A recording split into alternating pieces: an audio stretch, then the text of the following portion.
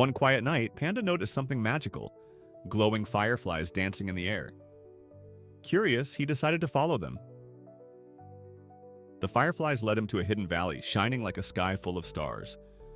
It was the most beautiful place Panda had ever seen. But as Panda turned around, his smile faded. Every path looked the same. He was lost.